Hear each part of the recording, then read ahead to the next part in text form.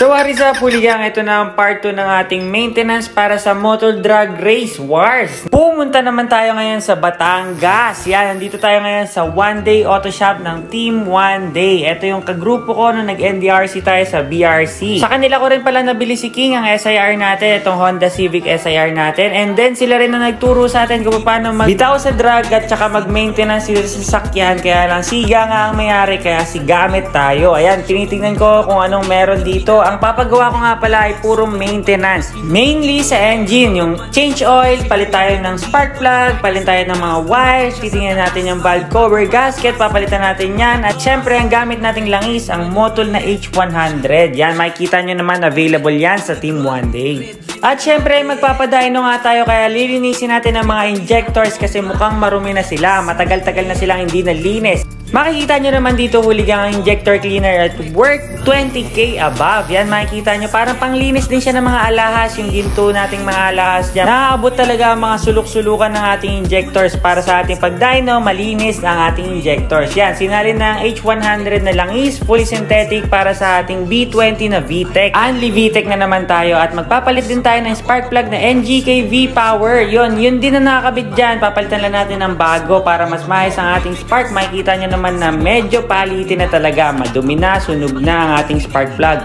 At dito ng ating ride din i-start ang makina pero hindi yung start kasi may hindi nakasaksak. Yun. At double checking naman tayo lalo na sa throttle body. Shoutout nga pala sa ating mechanic na si Boss June Silva at saka Boss DCTV. I-follow niya yan, guys. Nagbablog din yan. At nagpalagay rin ako ng extra pa na busina kasi isa na lang ang busina natin. At ayun na nga, inaabot kami ng ulan at malapit na rin naman matapos. Magpapa-engine wash na lang tayo at magiging ready na si King para bukas sa Dyno Pro Philippines sukat. Nagpalagay rin pala ako ng pipe pero tubo lang naman siya. Nairirin din na kasi ako sa scavenger pipe eh. Kaming dalawa ni Mrs. hindi magkarinigan sa loob kaya nagpapalit ako. Medyo magsasacrifice lang tayo ng konti ng horsepower pero okay naman niya. At ito na nga ang last double checking para hindi bumaba ang minor pag mag-aircon. Double check as always. Maraming salamat sa One Day Auto Shop. Highly recommended to, guys, lalo na pag nasa Batangas kayo. Ito naman ang pinakahihintay nating episode. Next episode na to, Huligang, abangan nyo ang pagdyno sa ating SIR na si King. Yan, makikita natin kung paano siya sasampa sa dyno roller para siya ay